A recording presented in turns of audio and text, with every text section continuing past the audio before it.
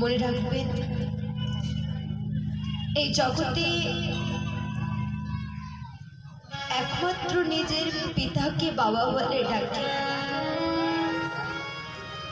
অথবা নিজের গুরুদেবকে মা বলে সকলকে ডাকা যায়, কিন্তু বাবা বলে না। বাবা বলে এক নিজের পিতাকে আর এক নিজের গুরুদেবকে বলেই ডাকা যায়। সেই গুরুদেব যদি পিতার স্থান পায় তাহলে সেই স্থানের মূল্য আমাদের বুঝতে হবে।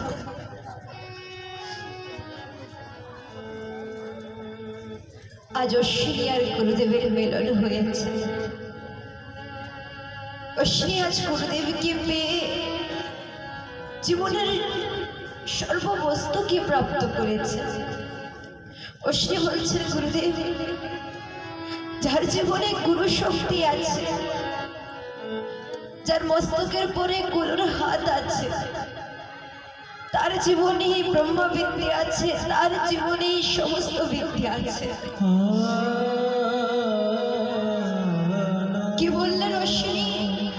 যে যার জীবনে গুরু আছে, যার মস্তকে গুরুদেবের হাত আর গুরুদেবের কৃপা আছে, আশীষ আছে, তার জীবনে জগতের সর্ববিদ্যা তার কাছে আছে।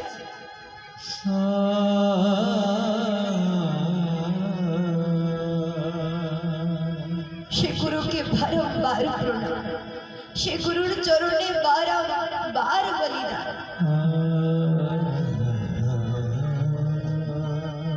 আজ অশ্বিনীর গুরুনিষ্ঠা দেখে গুরুদেব অশ্বিনীকে ব্রহ্মবিদ্যার জ্ঞান অর্জন করান। দেখেন, ভাগবতেও বিশেষ রূপে গুরু মহিমাকে প্রকাশ করানো হয়েছে।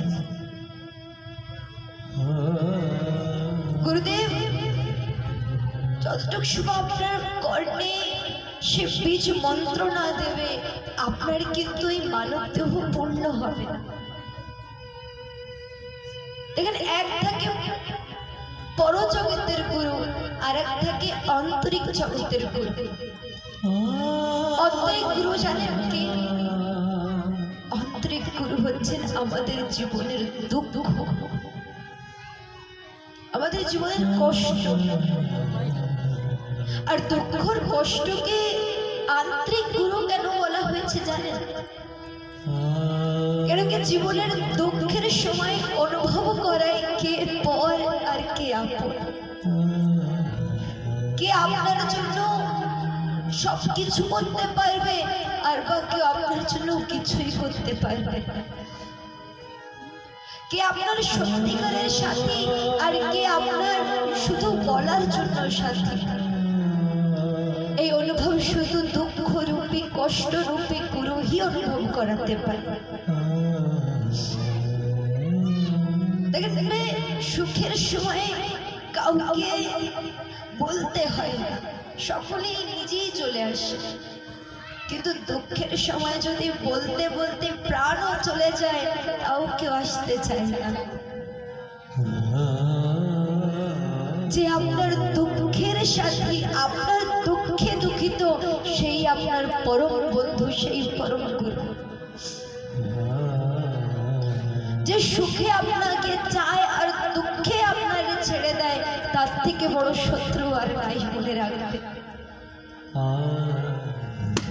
তাই মানবকে কিভাবে চেনা যায়, মানবকে কিভাবে বোঝা যায়?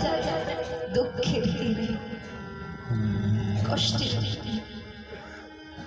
তাই দুঃখ রূপী যে গুরু, কষ্ট রূপী যে গুরু জীবনে যখন আসবে না, তখন নিজের বলকে হারাবেন না, আরো বলবান হয়ে যাবে যে এবার সময় এসেছে বাস্তবিক রূপে মানবকে চেনা, বাস্তবিক রূপে মানবকে জানা।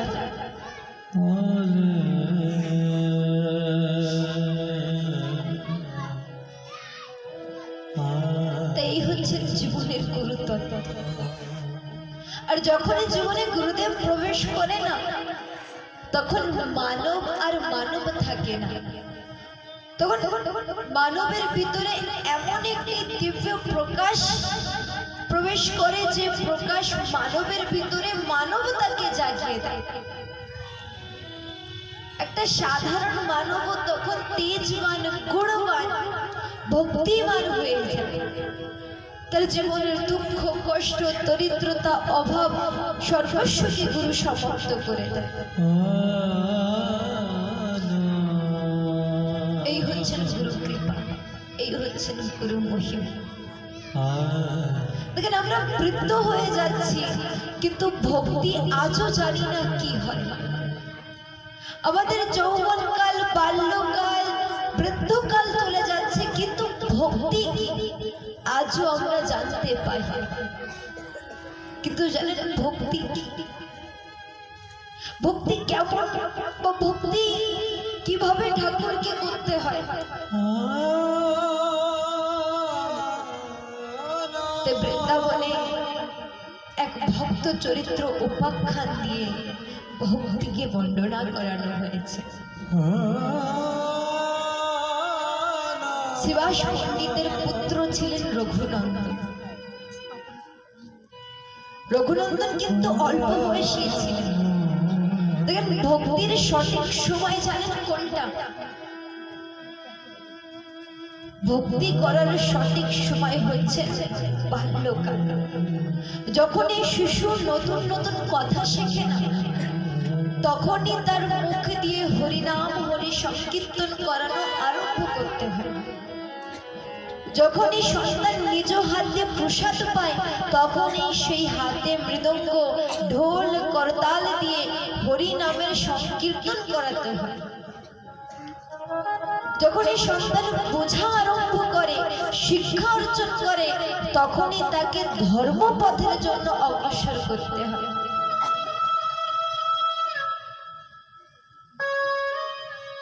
আজ শিবাস পণ্ডিতের পুত্র রঘুনন্দন, সে ছোট্ট রঘুনন্দন ভক্তিকে কিভাবে প্রস্তুত করেছেন, আসুন সেই দিব্য ভক্তমাল চরিত্রতে আমরা প্রবেশ করি। শিবাস পণ্ডিত তিনি বড় বিদ্যমান পণ্ডিত ছিলেন। তিনি সকাল বিকাল গোপালের সেবা করতেন, আর গোপালের নাম রেখেছিলেন গোপীনাথ। দেখেন আমরা গোপাল সেবা তো সকলেই করি, কিন্তু ক্ষমা করবেন এই যুগে না গোপালের সেবাটি নাটক চলছে। গোপাল সেবা শুধু দেখাবাটি হয়ে গিয়েছে। আমি জানি সব ভক্ত এমন না, কিছু কিছু ভক্ত আছে যারা গোপালকে একটি খিলনা চিন্তন করছে। বাস্তবিক গোপালকে স্নেহ নিজের সন্তান রূপেই করতে হয়, কিন্তু তার মানে এটা না যে আপনারা শাস্ত্রের বিরুদ্ধে যাবেন। অনেকের ছোট গোপাল, বড় গোপাল দেখে সেবা করার মন, ছোট গোপালকে কোথায় নদীতে ভাসিয়ে দিচ্ছেন, কোথায় গাছতলায় রেখে আছেন, কোথায় খণ্ডন করে দিচ্ছেন, আর বড় বড় গোপাল নিয়ে আসছেন। শুধু কিসের জন্য? সোশ্যাল মিডিয়ায় ফটো আপলোড করার জন্য, সোশ্যাল মিডিয়ায় দেখানোর জন্য যে আমি গোপাল সেবা করি। দেখেন ভক্তি দর্শনের জিনিস, ভক্তি প্রদর্শনের জিনিস না। ভক্তি ভগবানের দর্শনের জন্য, ভক্তি প্রদর্শনের জন্য না যে আমি ভক্তি করি। যেমন আপনার ব্যাংকে কত টাকা আছে আপনি কি দেখেন? আপনার ঘরে কত সোনা দানা টাকা পয়সা আছে দেখেন? তাকে যত্ন সহকারে সুরক্ষিত রূপে রাখেন। তেমনি আপনার ভক্তি রূপী ধন আপনি যত দেখাবেন তত সেই ধনের অংশ কম হবে, বাড়বে না।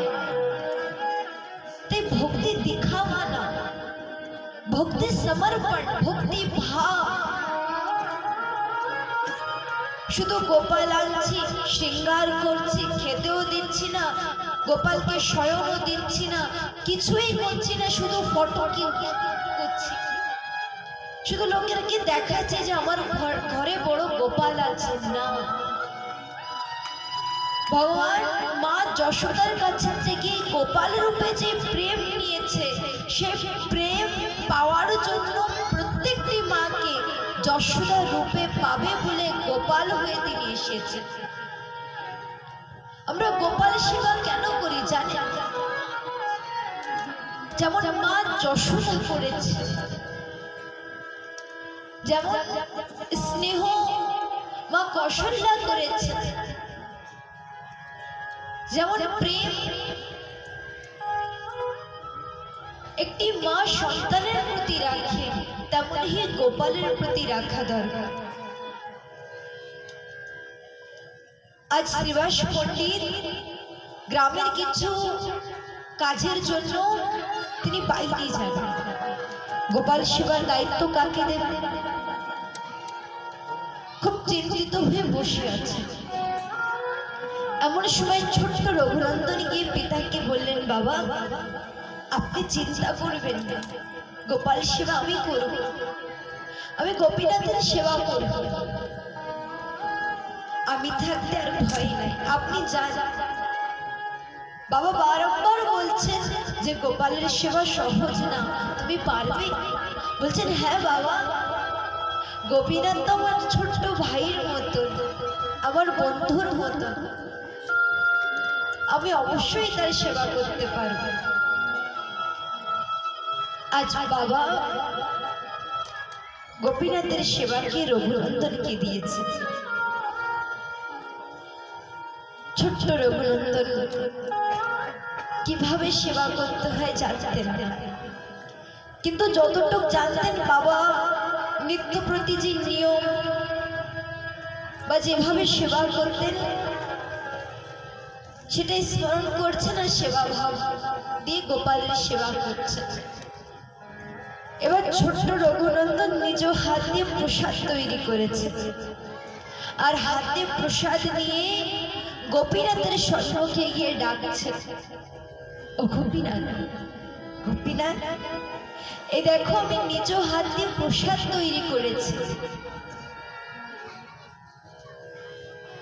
আমি জানি আমি বাবার মতন তো পারি না, কিন্তু যেমন ভাবে পারি তুমি আসো আর যত্ন সহকারে প্রসাদ খাও। রঘুনন্দন বারবার ডাকছে, কিন্তু গোপীনাথ আর আসলেন না। রঘুনন্দন ডাকতে ডাকতে অচেতন হয়ে যাচ্ছে। ও গোপীনাথ, আমি জানি আমি বাবার মতন সেবা জানি না, কিন্তু যেভাবে আমি সেবা করতে পারি তুমি সেভাবে স্বীকার করো না। দেখো আমি ছোট্ট ছোট্ট হাত দিয়ে কত যত্ন করে তোমার জন্য প্রসাদ তৈরি করেছি, এবার চলে আসো। বারবার ডাকার পরেও যখন গোপীনাথ আসছেন না, তখন লাঠি নিয়ে এসেছে ছোট্ট অবুঝ শিশু। লাঠি নিয়ে গোপালকে বলছেন, আমি যখন প্রসাদ না পাই আমার বাবা লাঠির ভয় দিয়ে আমাকে প্রসাদ পাওয়া, আর যদি তুমি প্রসাদ না পাও আমিও তোমাকে এই লাঠি দিয়ে ভয় দিই, এবার চলে আসো। এই জগতের মানব না, আপনি যদি কাঁদতে কাঁদতে মূর্ছিত অবস্থায় এসে যান তাও ডাক শোনে, কিন্তু জগৎ পিতা অন্তর্যামী ভগবান এমন না, তাকে যদি একবার শুদ্ধ হৃদয় প্রেমের ভাব দিয়ে এক ফোঁটা নয়ন জল তার শ্রী চরণ কমলে অর্পণ করেন না, অনাদি আদি নাথ আপনার জন্য সবকিছু ত্যাগ করে আপনার কাছে চলে আসবে। আর ছোট্ট রঘুনন্দনের করুণ হৃদয় নিয়ে ভগবান তিনি এসেছে। ভগবান এসে গোপীনাথের হাতের, রঘুনন্দনের হাতের প্রসাদ আজ গোপীনাথ পাচ্ছে। আর প্রভু অনুভব করছেন যে এমনও প্রসাদ আমি আজও পর্যন্ত পাইনি। আরে ভক্ত, লোকে আমায় দেয় না, লোকে আমায় ভজে না, আর ছোট্ট একজন অবুঝ শিশু হয়ে এমন প্রেম দিয়ে বাঞ্ছিত কল্পতরু ভগবানকে পেয়েছিস। ছোট্ট রঘুনন্দন বলছেন গোপালকে, গোপীনাথ দেখো, বাবা কিন্তু ঘরে নেই, সেবার দায়িত্ব আমাকে দিয়েছে, তাই আমি যেভাবে পারি তুমি সেবাটা স্বীকার করবে। দেখেন, আজ কিন্তু অনেক দেরিতে এসেছো, কাল কিন্তু সময় মতন আসবে। কালকে থেকে আমি আর তুমি একসঙ্গে প্রসাদ পাবো। আজ তো তুমি একা একাই পেয়েছো, আমাকে একবার বলো নি। জানি প্রভু কি বলছে, প্রভু বলছেন অনেক দিন ধরে না খেয়েছিলাম, অনেক দূরে ছিলাম, আসতে একটু দেরি হয়েছে, আর অনেক ক্ষুধা পেয়েছে বলে আমি সব পেয়ে নিয়েছি, কিন্তু আগামী দিন থেকে তুমি আর আমি একসঙ্গে প্রসাদ পাবো রঘুনন্দন। কিছু সময় পর পিতা ঘরে ফিরলেন। ঘরে ফিরে রঘুনন্দন কি বলছেন, বাবা প্রসাদই নিয়ে আসো, প্রসাদ দাও। রঘুনন্দন বলছেন প্রসাদ? বাবা প্রসাদ তো নাই। প্রসাদ কোথায় গিয়েছে? ওই তো গোপীনাথ সব প্রসাদ পেয়ে নিয়েছে, আজ আমার জন্য তো রাখি।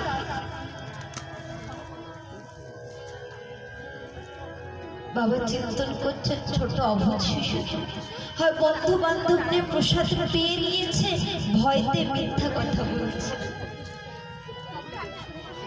কয়েকদিন চলে যায়, বাবা ঘরে এসে প্রসাদ পায় না। একদিন বাবা সত্যি চিন্তন করছেন, গোপাল কি সত্যি ঘরে আসে, সত্যি প্রসাদ পায়? আমি এত মন্ত্র তন্ত্র দিয়ে ডাকার পরেও আজও আমার প্রসাদ পাইনি, আর ছোট্ট রঘুনন্দনের হাতের প্রসাদ সত্যি গোপীনাথ পায়। আজ আর আমি গ্রামের বাইরে যাব, আজ অপেক্ষা করব, আজ নিজ চোখ দিয়ে আমি দেখব সত্যি গোপীনাথ আসে কিনা। আজ বাবা মিথ্যা কথা বলেছে যে আমি গ্রামের কাজের জন্য যাচ্ছি, কিন্তু বাবার চাই না। বাবা মন্দিরের আড়ালে দাঁড়িয়ে আছে। রঘুনন্দন জানতে পায় যে গোপালের নাড়ু বড় প্রিয়। ছোট্ট হাত দিয়ে রঘুনন্দন সুন্দর নাড়ু তৈরি করেছে, আর নাড়ু তৈরি করে ডাকছে তার করুণ সুরে, ও গোপীনাথ, গোপীনাথ, আমি শুনেছি তোমার নাকি নাড়ু বড় প্রিয়, দেখো আজ তোমার জন্য আমি নাড়ু তৈরি করেছি, এবার চলে আসো। আজ ভগবান এসেছেন ভক্তের হাতের নাড়ু পাওয়ার জন্য। আজ ভক্ত আর ভগবান একের কে একের সম্মুখে রেখে ভগবানও পাচ্ছেন আর ভক্তও পাচ্ছেন।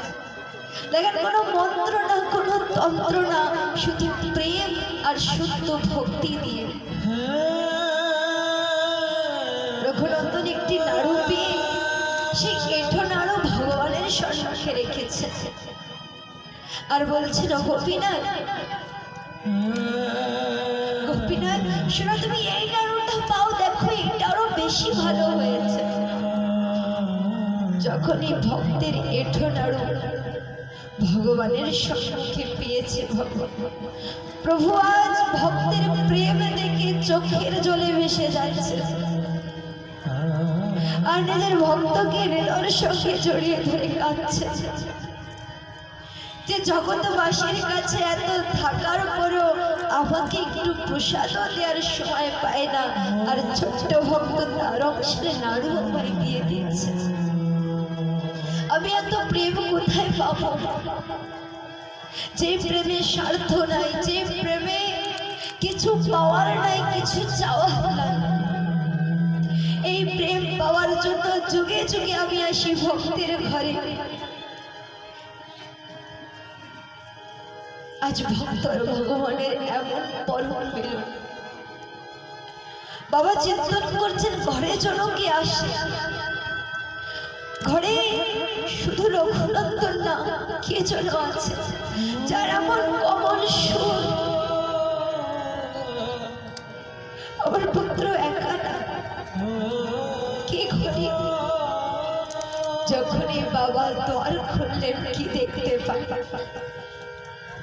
আজ চতুর্ভুজের নারায়ণ শঙ্খ চক্র কথা পদ্মধারী আজ ছোট্ট রঘুনন্দনকে জড়িয়ে গোপীনাথ রূপে ভগবান তিনি আলিঙ্গন করছেন। সঙ্গে সঙ্গে গিয়ে বাবা নিজের সন্তানের দুটি চরণ ধরে কাঁদছেন আর বলছেন, ধন্য আমার পুত্রকে পেয়ে ধন্য। আজ পিতা হয়ে আমি ভগবানের মিলন পাইনি, ভগবানের দর্শন পাইনি, আজ আমার ছোট্ট পুত্র ভগবানের স্পর্শ পেয়েছে। আজ যারা সেবা না জানে কত যুগ যুগ ধরে করছি কিন্তু দর্শন পাইনি, আজ আমার সন্তান নিজ হাতে ভগবানকে খাইয়েছে। যে ভগবানকে শুধু মূর্তি রূপে আমি বুঝতাম, সে অন্তর্যামী ভগবানের ভিতরেও প্রাণ আছে। আমার ঘরে সাক্ষী রূপে আমার গোপাল আছে। এই হচ্ছে প্রেম, এই হচ্ছে ভক্তি। আর এই প্রেম ভক্তি কখন জানেন আমাদের মধ্যে প্রবেশ হয়? যখন আমরা আমাদের অহংকে ত্যাগ করি, যখন আমরা বলি সবই আমার সবই আমার, এই বন্ধ করে যেদিন বলবো এ নাথ সবই তোমার, এ নাথ আমি ভি তোমার আর তুমি ভি আমার, আমি এমন কিছুই চাই না সেটাকে আমি তোমায় ভুলে যাই। আমি চাই শুধু তোমাকে, আমার পাওয়ার যদি আছে কিছু শুধু তুমি। আমি জানি না আমার ভেতরে প্রেম নাই, ভক্তি নাই, নাই ডাকার মতো কিছু, কিন্তু যেভাবে ডাকি যেভাবে তোমায় বুঝি, হে নাথ তুমি দেখা দাও, হে নাথ তুমি আমাকে তোমার করে দাও। তাই আসুন প্রভুকে সমর্পিত করি, প্রভুকে অর্পণ করি সেই শুদ্ধ ভক্তি, সেই শুদ্ধ প্রেমকে। আর বলি কি, সকলে যদি ছেড়ে যায় তুমি যেন ছাড়বে না আমার সাথে, কেন কি তুমি আমার আর আমি তোমার, হে না তুমি আমার আর আমি তোমার, হে না।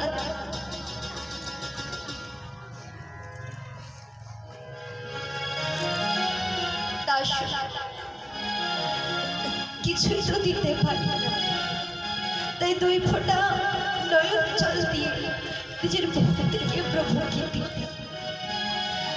যত অপগুণ আছে আজ সমস্ত কিছুকে ভগবানের শ্রী চরণ কমলে দিয়ে মনেকে বলি, আমার ঠাকুরকে যেন তুই ভুলবি না, আমার নাথের কাছে থেকে আমাকে যেন দূরে সরাবি। আজ মনের থেকে ঈশ্বরকে ডাকি আর বলি, তুম হমারে थे प्रभु जी, तुम हमारे हो,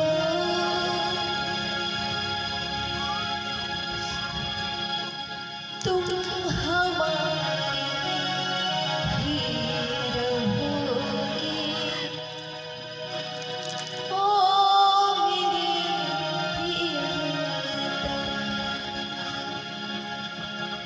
প্রভু, তুমি শুধু আজ আর কাল না, তুমি যুগ যুগান্তর আমার হয়ে থাকো আর আমি তোমার হয়ে থাকবো। আমি তোমায় যেন না ভুলি আর তুমি যেন আমায় না ভুলো। हम तुम्हारे थे प्रभु जी,